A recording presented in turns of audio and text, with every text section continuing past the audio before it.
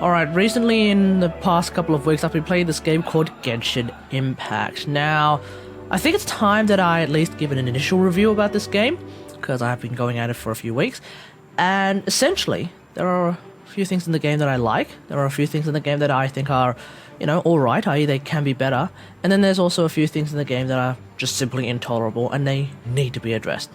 So, let's get into it. Now, before we begin, for some context, I am currently World Rank 2.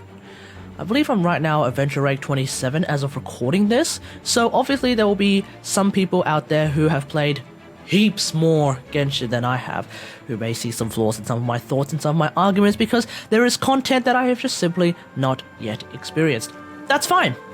Don't spoil any of that content in the comments though, please. I will get around to it eventually, and then if that of course is as game-changing as you think it might be compared to what I am saying in this video, then of course I have no problem changing my mind about these things later down the track. So for those who aren't aware, Genshin Impact is a free-to-play action role-playing game developed by miHoYo. There's a bit of cross-platform multiplayer involved in a co-op sense at least, for players on PC, PS4 and mobile.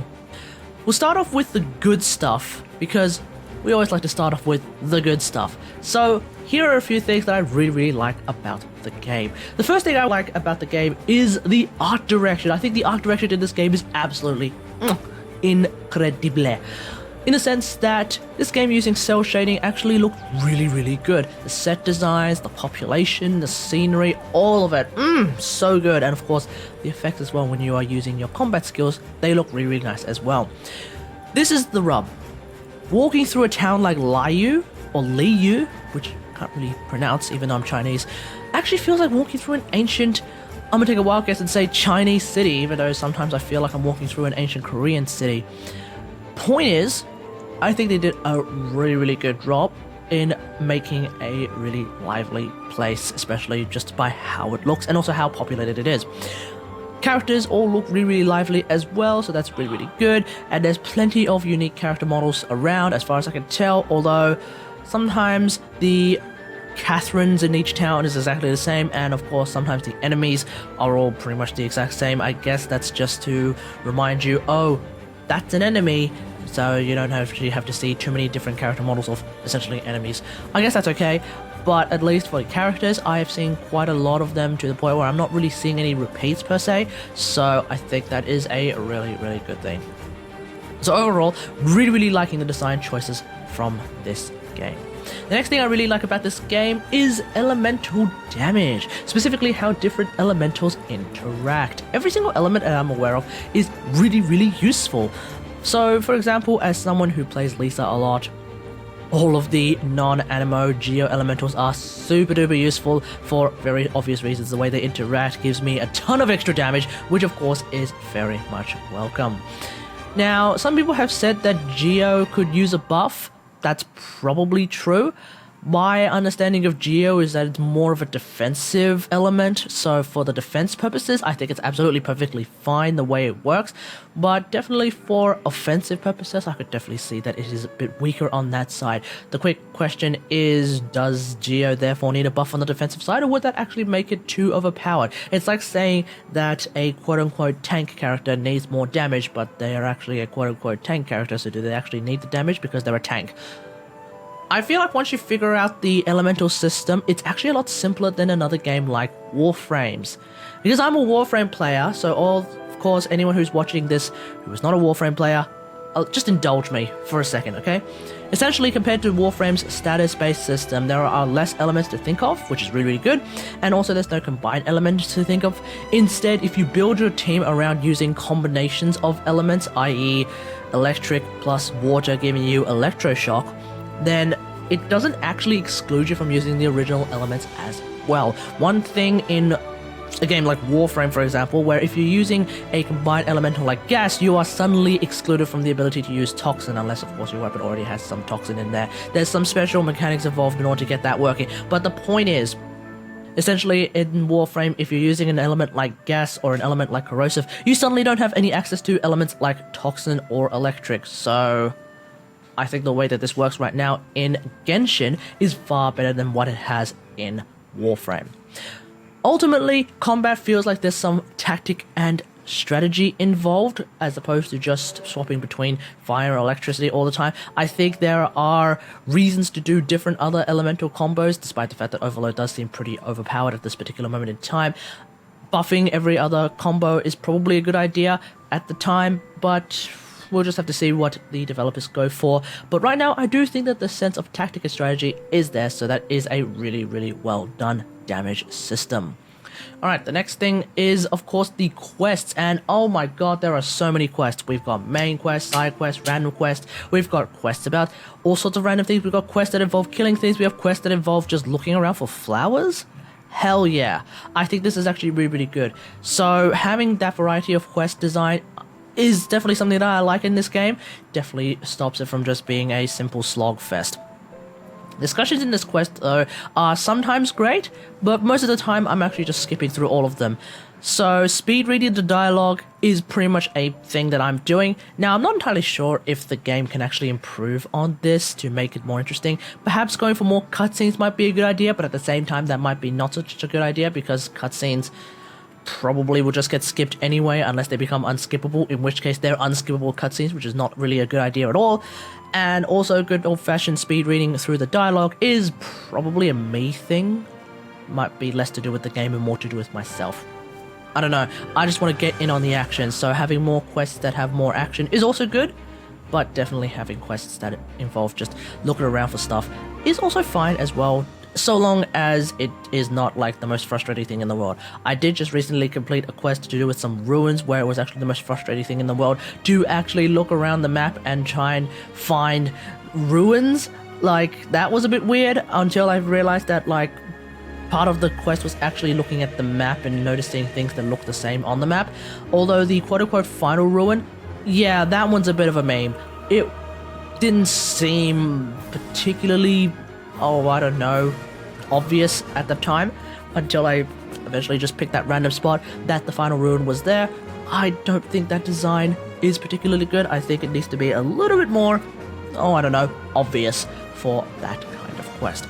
But for now, there's always something to do in between levels, and that is required in order to get to the next main quest, because there are, of course, these level gaps between the quests, which it is obviously annoying to have to, like, finish half a story and then realize, oh no, I need to go up about 2 or 3 levels in adventure rank before I can start the next quest. Obviously that sucks, but, you know, I think it's okay. The general story seems to be really, really interesting, so that's really, really good. Wait, shit.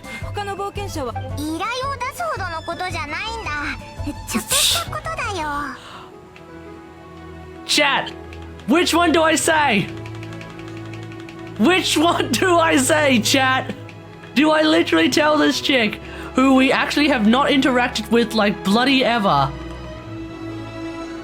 hey girl, you smell great? Do we say that? Chat, what do you reckon? Do we actually go whole ham?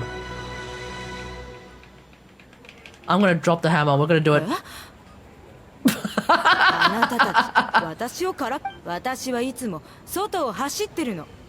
Overall, I'm keen to see more of the story as it unfolds, because the game, as far as I can tell, only has 2 of the elemental gods, quote-unquote, sorted out. So obviously we have 5 left for, quote-unquote, the story is complete. I don't know. We'll just have to see. Alright, let's move on now to things that I think are alright. They're not necessarily bad, but they could really use some improvements. And the first thing I want to talk about is the map size. The map in this game is absolutely massive. And I mean massive. It's so big, it might potentially be suffering from Orb Vallis syndrome, in the sense that it's so big, yet sometimes it can be a little bit empty. I like that it's big though, since there's a lot of very different looking places to be at. You could be in a city, you could be in a castle, you could be out in a field, you could be out in the plains, you could be out in some rocky mountainous area. That's cool. And there's also beaches and places full of water. That's great. But here's the thing. This game needs mounts. 100%. Running through giant plains to get from one teleporter to another to unlock the next teleporter, yeah, that's slow. I feel like having mounts is a really, really good idea, just to increase your movement speed and also deal with another problem that I will talk about later on.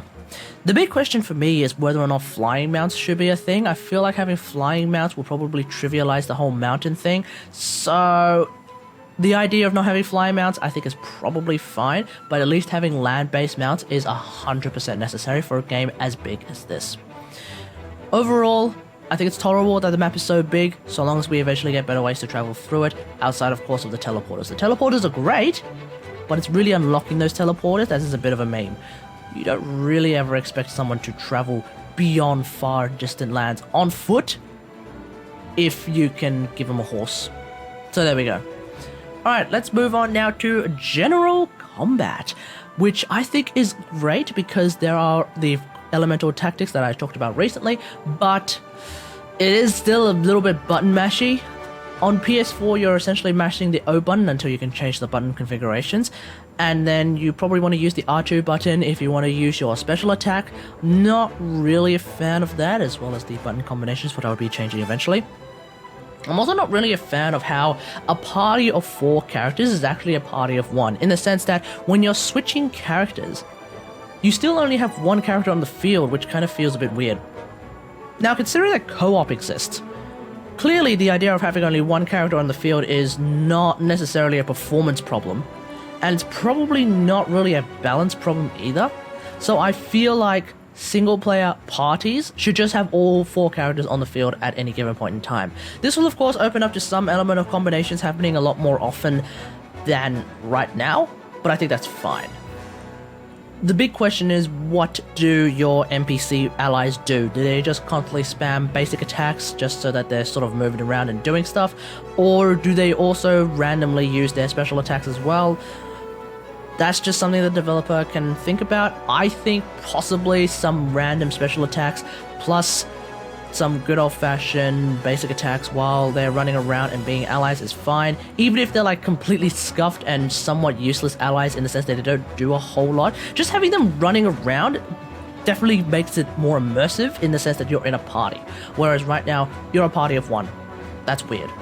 That's fine.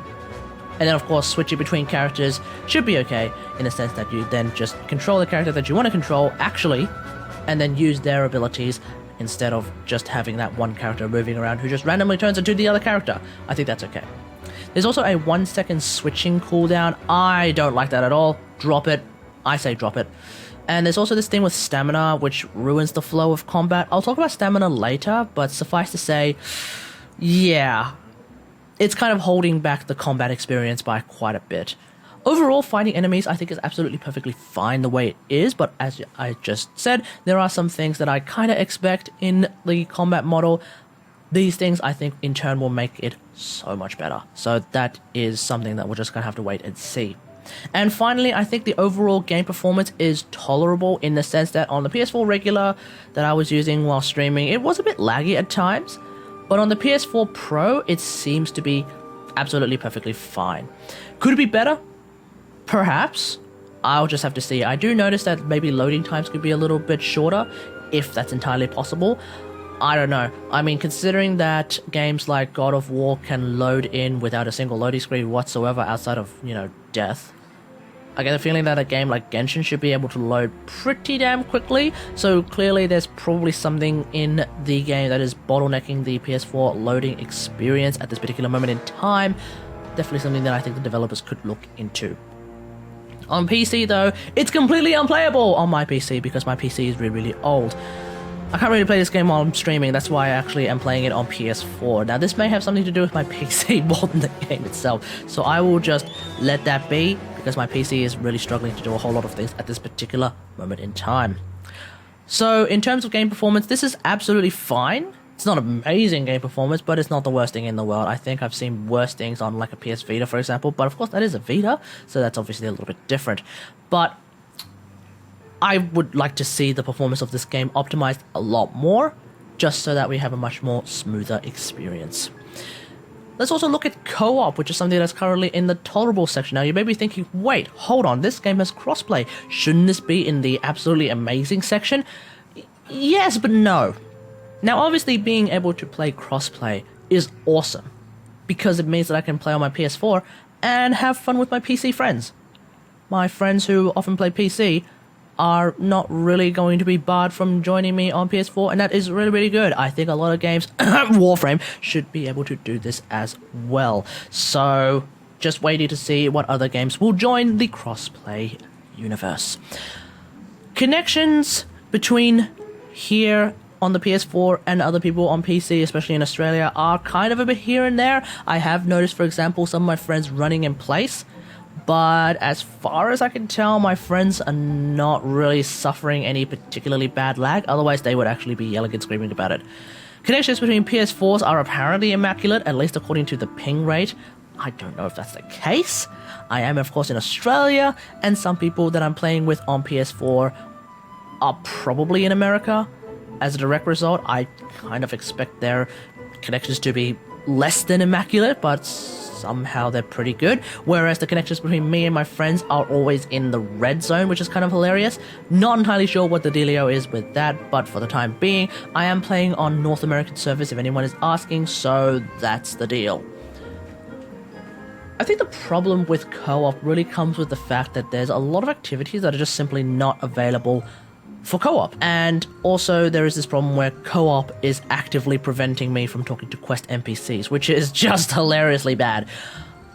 I think everything that can be done in single player should be done in co-op. Even to some extent story quests, not necessarily the talking part of it, obviously, but at least the activities within a story quest should be playable with co-op, especially if the whole idea of a single player team of 4 becomes an actual team of 4 instead of just a team of 1 person switching between 4 people, then I don't really see a reason why none of it should be available for co-op. So I think Genshin should just use the Borderlands logic for co-op. That's probably the best idea. I like that it's here overall. It's just that those problems kind of make it feel a bit shallow. That's it. Alright, let's get into the real meat of it, because obviously there are some things in this game that I find absolutely horrendous. Most of these things are probably really, really straightforward and obvious, and a lot of people have been yelling and screaming about this as well. But there are also a couple of things that I don't like coming from other games. So, here we go. The first thing is, of course, wishes, which are loot boxes. Okay, so we're just going to do a set of 10 wishes. So essentially the way it works is you have a guaranteed 4-star or higher item every 10 wishes. So it's every 10 wishes. You don't have to necessarily do 10 in one go. I'm just going to do this one because I'm saving the other one for stream. So let's do it. And you know I have the resources to get the other one. So we got ourselves a average sword, average bow, average book, average bow, average club. Pretty decent item for my mages. Average sword, average bow, average club. That's it. All we got is a probably decent item for our mages. So again, really rolling the dice on what you end up with from these wishes. I refuse to put money into this game specifically because of these loot boxes. Now granted, this game is a free-to-play game, but still, we're looking at Andrew Wilson tier loot boxes from EA. Now if you don't know what I'm talking about, the Wilson loot box, I definitely recommend the skill up video on that. Check it out. Now granted, there are also some mechanics within the wish system that do make it slightly better than EA tier loot boxes. For example, the whole thing about having better chances of getting higher level gear if you spin X amount of times. But still, it's kind of scummy anyway. And as per usual, the principle of the loot boxes, especially loot boxes like this, as opposed to say Overwatch tier loot boxes, yeah, they're a bit of a plague. So I definitely do not recommend spending money in this game for these kinds of loot boxes. Definitely not a good idea. Spending Primo Gems, which is the currency that you effectively buy anyway, on specific items, i.e. specific characters, I think is definitely the right approach. There is a thing in the shop that allows you to buy a specific character, or at least a specific character once. I think expanding that into something that costs microtransactions, that might be fine. We'll just have to see. But right now, the way that the system works with wishes, absolutely unacceptable. It's a good thing that the Primo Gems can be acquired through gameplay, but doesn't matter. I will not put money into this game whatsoever. I also find the general monetization practice of this game to be really, really bloody scummy. So aside from wishes, there are a couple of other really, really bad ideas in this game. For example, the Blessing of the Welcome Mood. What the hell kind of a name is that? This thing is a foot in the door approach, so let me explain. Essentially the way it works is you spend $5 and you get a ton of Primo Gems, but you get those Primo Gems sprinkled in every day. You're getting it through a trickle. This is great in the sense that you're getting a bunch of Primo Gems by the end of the month, but you're only going to end up with all of those Primo Gems by the end of the month. This kind of monetization system relies on the customer forgetting halfway into the month, which by the way is a month long, that you're saving them up for something. That is, of course, assuming that you actually wanted those Primo Gems in the first place because you're trying to save up for something. Because getting that amount of Primo Gems is probably a really, really good value for your money. Because halfway through the month, you're probably forgetting, oh yeah, I'm trying to save up for this character, and now I'm just going to spend the Primo Gems that I just saved up. Suddenly, the thing that you actually want to buy, you don't have enough Primo Gems for because you've already used half of those Primo Gems that you just purchased, essentially, to buy something else 15 days ago. Which results in you spending even more money in the game, because, let's be real here, players don't really think about a month in advance when it comes to saving a currency like Primo Gems, when it comes to saving a lot of things. So this kind of monetization practice, I think, is just really, really scummy because it essentially feeds off players who are simply too hasty. Now, obviously, you could just say, well, you know, don't be hasty. To which I just say, well, they could just make things easier to purchase. I have no real problem with them actually having things that cost money because, you know, they're a free-to-play game. That's fine. But the way that this works, I think this should be removed. And also the Genesis Crystals. Well, right now the Genesis Crystals have a singular task, which is to just convert at a 1-to-1 rate with Primo Gems. This begs the question, what's the whole point of spending on Genesis Crystals then?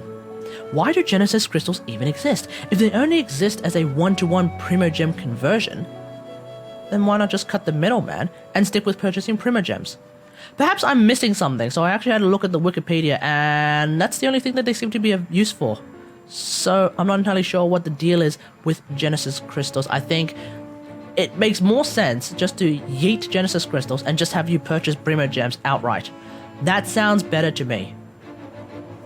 So, you know, we'll just see what the developers do. Whilst the game doesn't really shove microtransactions into your face, there is a couple of things that they do at the start of the game which kind of feels a little bit weird, but it's not that bad, so for the time being, I don't mind how they introduce the wish and the shop system.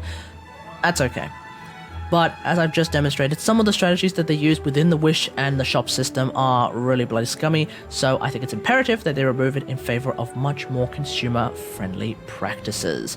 If you look at a game like Warframe, nobody ever really says that Warframe's microtransactions are particularly scummy, outside of maybe a couple of things.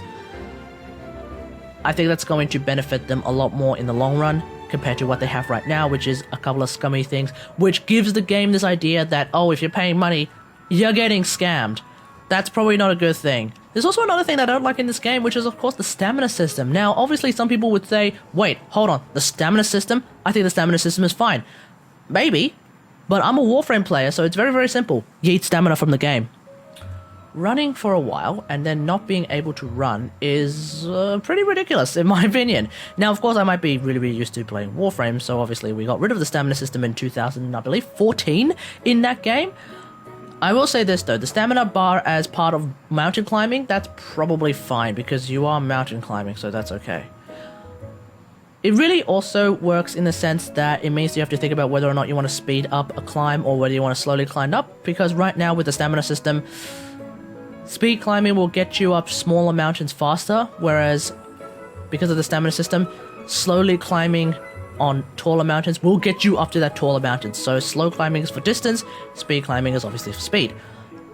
Ultimately, I think that it just should be removed for running and combat, and that is the thing that is really ruining combat. stamina. It's destroying the flow of combat sometimes. Sometimes I'm attacking, I'm like, okay, I'm going to use a charge attack now. But suddenly I can't use a charge attack. I'm holding down my attack button and I can't do anything. Why? Because I've just suddenly run out of stamina somehow. I don't even know how. It must have been because I sprinted it around a little bit. Because I like to move around when I'm fighting. And now I'm out of stamina and I can't use a charge attack. That seems a bit off. I don't like that idea at all. Sack that. I get that there is food that allows stamina consumption to slow down as well. But stamina in a combat game, I mean, unless we're playing Dark Souls, I think we should just remove it. Shouldn't be a thing.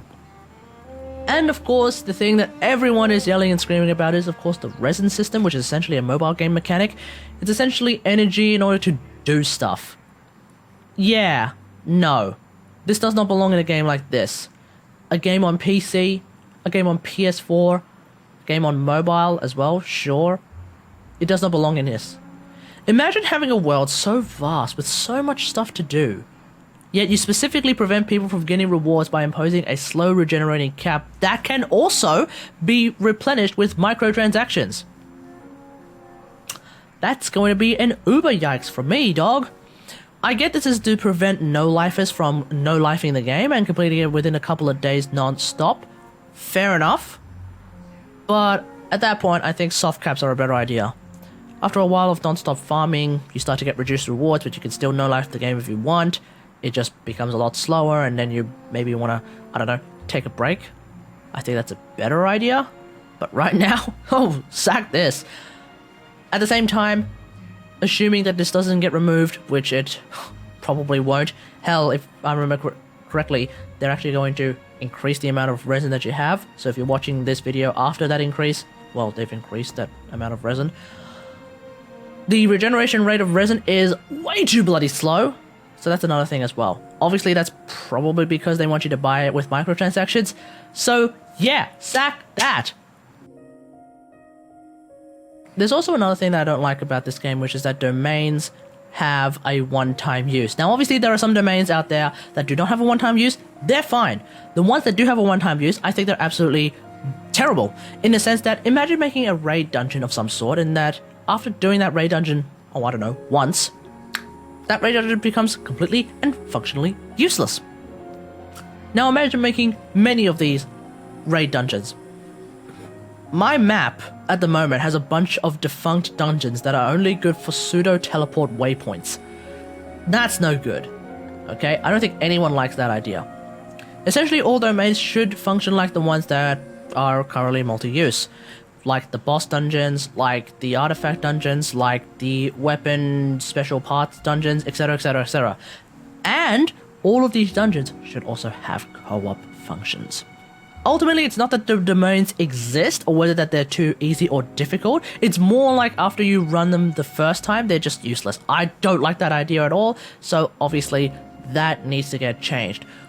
Whether or not we should be able to do them regularly on a daily or even weekly basis, that's entirely up for the developers to decide, but I think this is something that needs to get changed.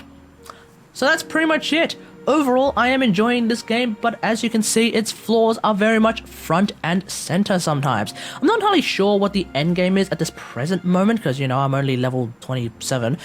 Some have said the Spiral Abyss, which I have tried. This should also be co-op, by the way, but I don't know yet. We'll find out eventually when I get there eventually. But that's pretty much it. Let me know what you think about all of this in the comments below. Are you enjoying Genshin Impact? Let me know in the comments. What things do you think are really good, really okay, are also big yikes? Let me know in the comments. Otherwise, hope you guys enjoyed this. If you liked this video, hit that like button, subscribe for more Genshin Impact content. And until next time, I'll see you guys later. Thanks for watching. Bye.